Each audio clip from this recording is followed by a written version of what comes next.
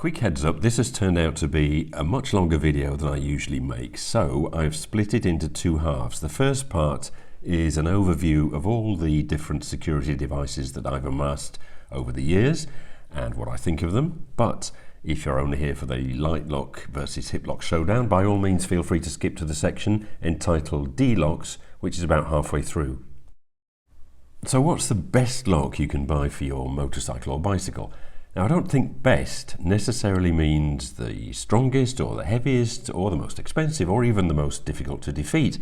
I reckon it's the one that strikes the right balance between security and convenience for your individual circumstances. Having the world's toughest lock is great, but if you never use it because it weighs a ton or is difficult to carry on your bike, then you're not going to use it and your bike's going to get stolen. The best security device is the one you used.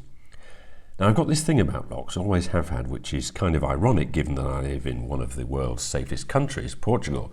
But Mrs. RM says it's a subconscious fear of losing things I love. My mother died suddenly when I was away at university, and my 3 children and most of my family live in different countries.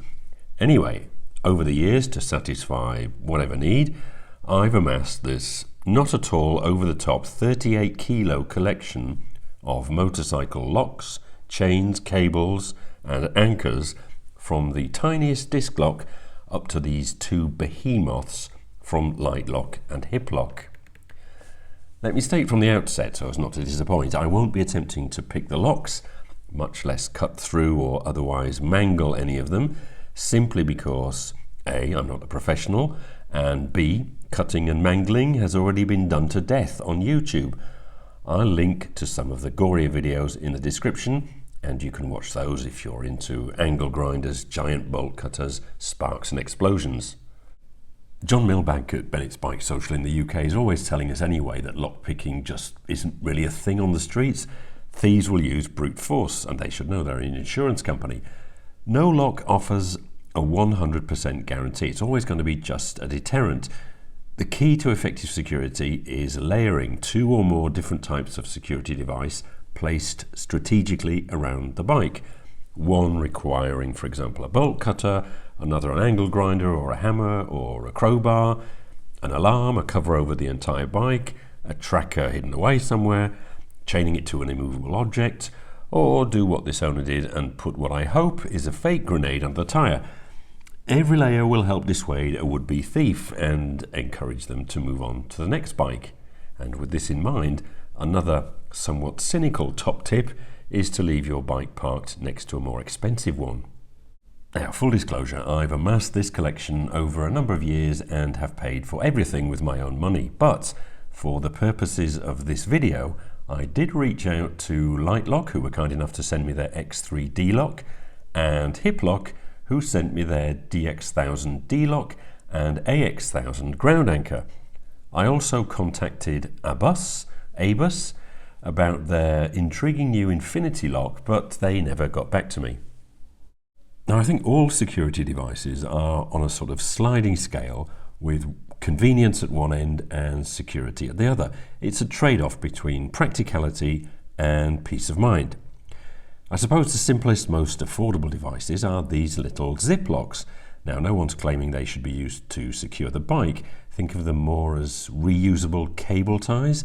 They're super useful for quickly securing a helmet to your bike when you stop at a cafe, restaurant or supermarket, for example.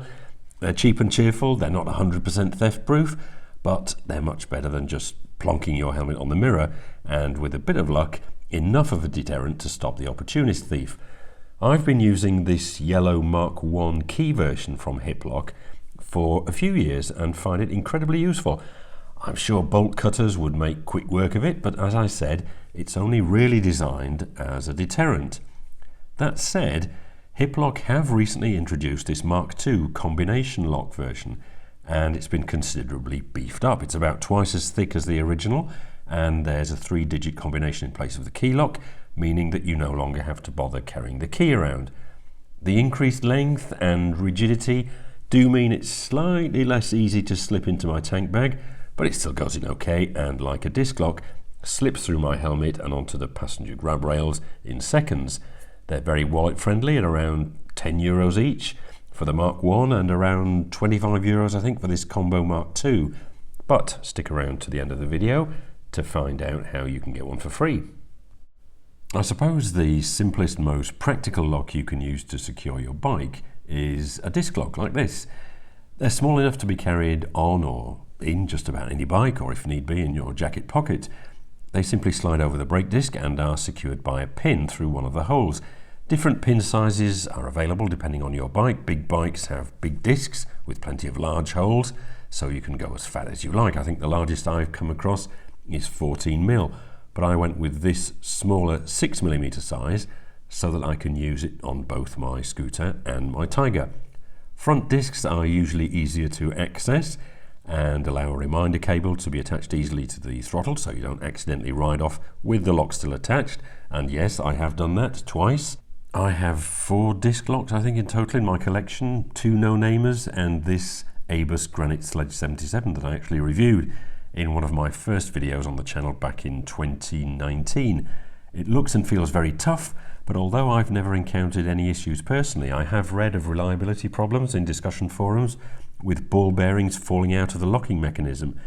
It is also slightly awkward to use because of its size, and the pin diameter, I think it's a 12 or 14mm, means that it won't fit on the smaller wheels of a scooter. My disc lock of choice that works as well on my scooter as on my big bike, and that I've been using regularly for the past few years, is this Urbane UR6. As I say, I like it because it's very compact and has the option of using the alarm feature. Just use the lock on its own, let's say a low risk situation, or if you're looking for a bit of extra dissuasion, say after dark or for when you're parked up overnight, you can also press the button on top to set an alarm which is triggered if the bike's moved. This can be useful not only as an extra theft deterrent, but also as a reminder to you not to ride off with the thing still attached. The main downside of a disc lock is that they're too small to be used with any other kind of security device like a cable or a chain. Your bike is just sitting there with its brake disc locked, preventing the bike from being wheeled away, but not from being picked up and slung in the back of a van. And with disc locks like my Abus Sledge 77, okay, it's super beefy and no doubt highly resistant to angle grinders, but a thief would likely just cut through the brake disc itself and slide the lock off. Plastic coated and relatively light and compact cables are great for layering. They're longer and more flexible than a chain, but the main issue, of course, is that they can be defeated relatively easily with a pair of bolt cutters. Now, I say easily, I've never actually tried, but I've seen plenty of videos of them being snipped through even with a medium-sized pair of cutters. As always though, they're better than nothing, and used in conjunction with other layers can provide an effective barrier. I've got a couple of these cables from Abus and use them to lock our bicycles to the wheels of our day van. The next step up in terms of security would be the chain. These are heavier and more awkward to carry than a disc lock or a cable, and of course you also need to consider some kind of padlock to secure them, but they are versatile. You can chain a bike to a piece of street furniture or to another bike if, say, you're touring in a group. The individual links could be the weak point, but because chains are wiggly, they're actually hard to hold still and therefore awkward to cut through or bash with a sledgehammer. You could go for one of these huge Oxford Beast chains with 22mm diameter links. I don't own one, but I've held one and they feel as if you could use one to anchor a super tanker. The problem is they weigh 12 kilos and so are really reserved for garage use. I've got one normal chain, one noose end chain that effectively doubles the length, and 2 chains with integrated locks. I bought this Kryptonite Evolution chain lock after seeing on the Lockpicking Lawyers channel that it was the lock he used on his own bicycle, but I made the mistake of getting the shortest 60cm length, which I believe they've now discontinued, rather than the 90 or 120cm. It's too short to allow a motorbike to be chained to an immovable object or just about anything, so I rarely use it. I was given the Oxford Products GP Chain 8 as part of the deal when I bought, I think it was the Honda Grom a few years ago. It's very light and easy to use, and at twice the length of the Kryptonite means that you can attach the bike to something. Probably not the most secure ever, with links just 8mm in diameter, but it is good as an extra layer. Padlocks have been around since Roman times, and most households will have at least a couple of them lying around. Modern versions like this Oxford Boss prove to be very flexible, as you can fit them through brake discs or over the spokes in your wheel, either on their own or combined with a chain or cable, to offer decent deterrent. They're also compact and relatively lightweight, meaning they're easy to carry around. My go-to is this Oxford, because of its ease of use and weather resistance. This no-namer, on the other hand, with its protected shackle, looked to offer great protection against angle grinders, but the problem is there's no room to fit a chain or cable in there as well, and as soon as I realised that, it was confined to my lockbox, never to be used again. And so finally, for part one of this video, anchors. Now these are designed to be fixed permanently to walls or floors using security bolts that are usually supplied with the anchor. I have two, this basic U-ring which folds away nicely and is small enough to drive a car over if necessary. The downside is that you'll need a chain between the anchor and your chosen lock on the bike, and chains can be the weak spot in a setup like that. I used this with a generic chain from Defimoto and the Oxford padlock when I lived in France. Bulkier but exceptionally beefy is the AX1000 from Hiplok. Again, this can be fixed onto a wall or in the floor, but compared to the generic anchor, it does sit relatively proud, so best place it away from cars and kids. It does, however, have the big advantage of being articulated, meaning that it can be pivoted and swung round close to a suitable anchor point on your bike, crash bar or swing arm or wheel, and attached directly with a D-lock, thereby cleverly avoiding the chain weak spot. It's a hefty piece of kit, and I wouldn't know where to begin attempting to cut through it, but you need to have a really good think about where the best place is to install it, because both in terms of how you're going to attach your bike to it and to ensure you don't stub your toe on it or whack your shin against it if it's wall mounted. Because once you've fixed it in place with the 8 security bolts and the drill bit, which are all included in the box, and then hammered in the ball bearings that prevent the bolts from being unscrewed, it ain't going anywhere, and you could well end up having to dig up the garage floor to move it, so think long and hard before installing. Just to touch very briefly on trackers, they're really a subject for another video, but I will just say that for about the last 10 years, in addition to using a variety of physical locks, I've been running 3 of these Invoxia GPS trackers 24/7. Of course, they won't stop the vehicle being stolen in the first place, but they do provide extra peace of mind and allow me, for example, to see that my bikes are where they should be, tucked away in the garage when I'm away in Brazil or France. Right, let's take a look at these 2 behemoths from Litelok and Hiplok, collectively known as D-locks because of their shape. These 2 are seriously beefy bits of kit, particularly when matched with a ground anchor. They're now my go-to locks when I know I'll be parking overnight in a hotel car park when touring, or else when we're away and my bikes are left unattended in our garage. D-locks provide just about the ultimate protection because they're so difficult to defeat, but the trade-off compared to other smaller locks in my collection like the Oxford Boss or my Urbane disc lock is of course that they're big and heavy. The Litelok will go in my SW Motec Pro City Tank bag and just about in my smaller Pro Daypack tail bag with a bit of reorganisation of the contents, but the Hiplok is too big to fit in either. Both locks can fit easily in a top box, side pannier or backpack of course, and I have no difficulty carrying them in the underseat storage compartment of my scooter. Now of the 2, the Hiplok DX1000 is the heavier at 2.6 kilos. It has a square-shaped shackle and is covered in a thick rubber sheath to protect your bike. The lock base has a plastic outer casing which can be partially disassembled, although I didn't see any obvious way into the actual workings of the lock body. Inside dimensions of 112 by 205 millimeters means it will fit over the relatively skinny 21-inch tyre of my adventure bike, which is good, as the thin spokes can easily be cut through, and comfortably through most standard cast spokes and brake discs and some rear ones, while leaving enough wiggle room to attach a chain or ground anchor. The lock carries a solid secure diamond rating, and Hiplok also sent me a pre-cut example, and you can see from the cross section that it would require some serious grinding. As with the Litelok, there's an anti-rotation mechanism in the lock body that prevents the cut shackle from being twisted out of the way. This means basically that you need to cut through the shackle at two distinct points to release it. So we're talking, what now, 7-8 cutting discs and maybe a change of battery.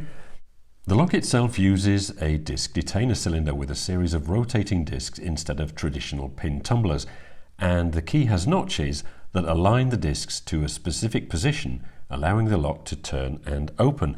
The advantages are high peak resistance, requiring special tools and skills which I don't have to manipulate, and unlike pin tumblers, there are no small springs that can be easily bumped or raked. There's an optional carrying pouch available, which is very nice quality, but mine was quite a snug fit, requiring a bit of concentration and effort to get the lock fully inside and zipped up. And one slightly fiddly design feature I found of the Hiplok was this rubber flap used to seal the keyhole from the elements. It's very effective at keeping the rain out, but you need another couple of fingers to pull it out of the way when inserting and turning the key. Fine in isolation, but when tested back to back with the Litelok, as I've been doing, you definitely prefer the convenience of the flapless X3. As its name would suggest, the Litelok is lighter at 2.1 kilos, so half a kilo less than the Hiplok. It has smaller inner dimensions at 100 by 195 millimeters, and like the Hiplok, has also been awarded Sole Secure's highest diamond certification. Other visible differences are the rubber-coated lock base with no obvious screws or bolts, and there are reflective highlights incorporated into the body and shackle, which I suppose could act as an additional deterrent to a thief using a flashlight after dark. The lock has a convenient self-sealing silicone keyhole, meaning that you don't have to worry about holding a flap out of the way like you do with the Hiplok, and Litelok have gone for a branded abloy lock mechanism. Now, abloy are regarded as some of the most secure locks in the world due to their unique disc detainer mechanism and high resistance to common attack methods, including drilling and difficult to replicate keys. A nice touch is the carry pouch that comes included, and while this isn't quite as premium feeling as the optional one that Hiplok sells, it is less of a tight fit, meaning the lock slips in and out more easily. The X3 is currently about €60 cheaper than the DX1000, and if you want the optional carry pouch for the Hiplok, that's another €30, so a total price difference of around €90 in favour of the Litelok. The X3's shackle is made out of something Litelok are calling baronium, which I think is a great name. It's not a new element, rather it's named after their founder and CEO, Professor Neil Barron. According to their website, baronium is a patent-pending anti-angle grinder material that is applied as a permanently fused composite armour, providing maximum cut resistance and protection from angle grinder attacks. Sounds impressive, and I have no reason to dispute their claims, and as I said, at the end of the day, it only really needs to be as strong as the component on your bike that you're attaching it to. So, Litelok X3 or Hiplok DX1000, which one should you go for? Honestly, having tested both of them in a range of situations, I'd be perfectly happy with either, as indeed I am. In fact, I use both. The extra 500 grams of the Hiplok makes it appear the beefier of the two to a would-be thief, and its greater interior dimensions mean it can fit over more bits of the bike. But its weight and size mean I prefer it for my garage at home in conjunction with the Hiplok AX1000 anchor. As its name would imply, the Litelok is less heavy, it's just compact enough to fit in my tank bag, and you don't have a rubber keyhole flap to worry about, so I find it more convenient when on the road. Its slightly smaller size means it won't fit over as many wheels as the Hiplok, but if you can locate a good anchor point on your bike through the cast or forged spoke, swing arm or part of the frame, then its relatively lightweight makes it easier to manipulate. So at the end of the day, it's a trade-off between the heft of the Hiplok and the convenience of the lighter, smaller X3.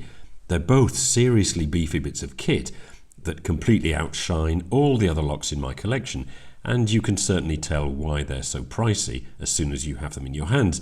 They're both extremely well made, both certified Sole Secure Diamond, and they certainly feel pretty much indestructible. I can't attest to how pick or grinder proof they actually are, but as I said at the beginning of this video, I think it's pretty academic anyway. Both require cutting in two places to be removed, and all the YouTube videos I've seen put them more or less on equal footing. Probably the most important thing, they both deliver a peace of mind that I don't get with any of my other locks. As I've been saying throughout the video, any lock only has to be as strong as the part of the bike that you're attaching it to.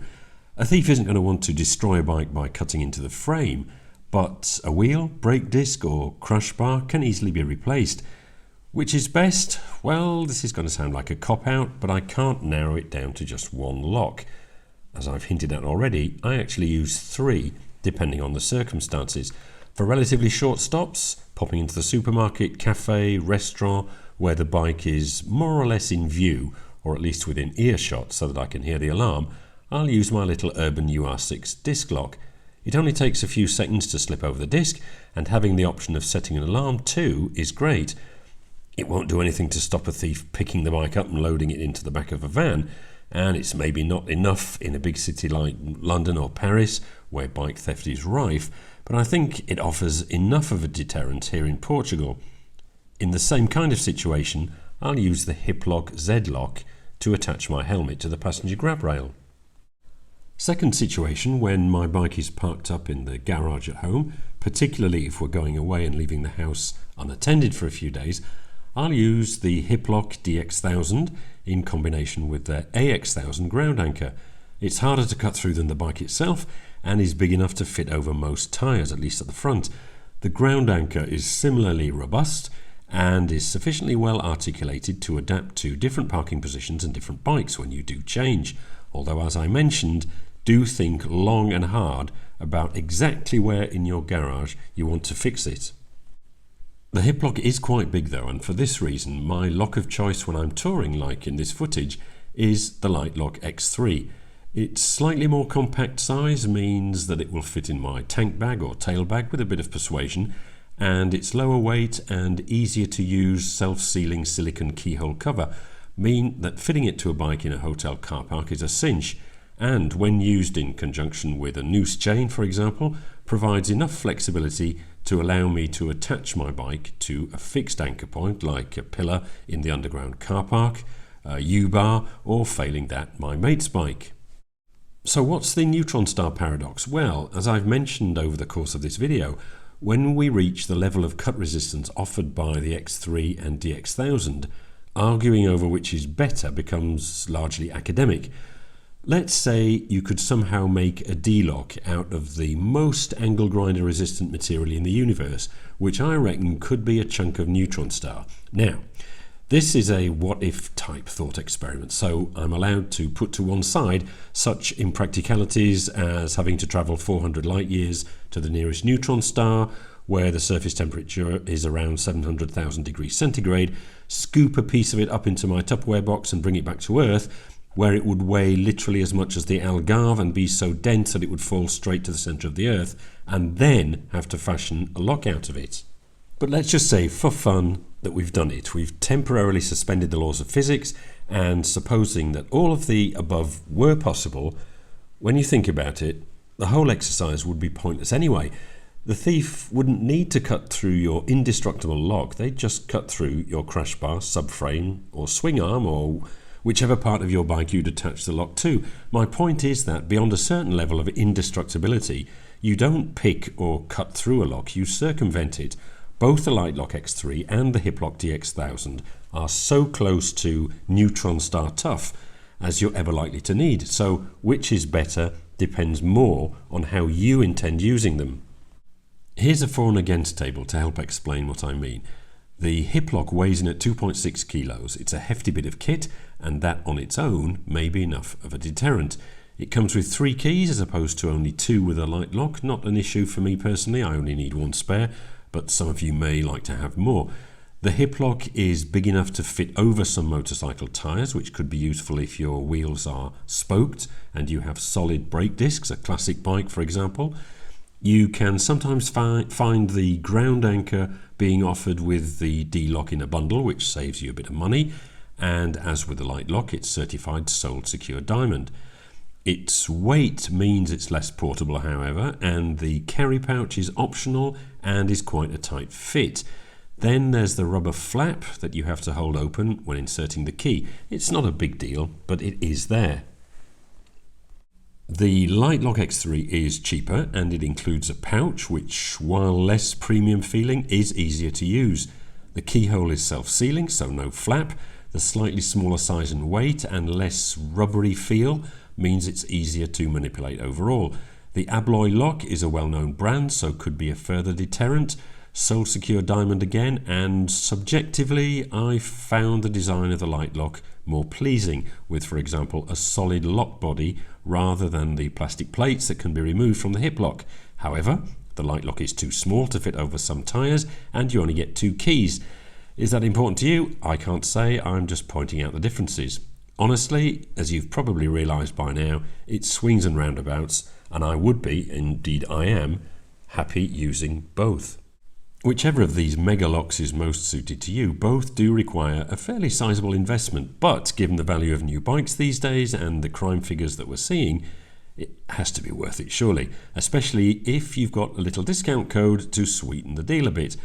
Now, a quick explanation, as it's a bit more complicated than usual this time. At the time of making this video, March 2025, and probably for a limited time, although quite how long is entirely up to each manufacturer, Hiplok is offering a free Z-Lock Combo 2 that I showed earlier for the purchase of any 1000 series device except the little BR1000 bicycle mount, but including the DX1000, D-Lock and AX1000 Anchor, both featured in this video. Litelok is offering a £10 discount across their entire catalogue of products on orders totalling £90 or more. The discount codes and links to the relevant pages can be found in the description to this video now.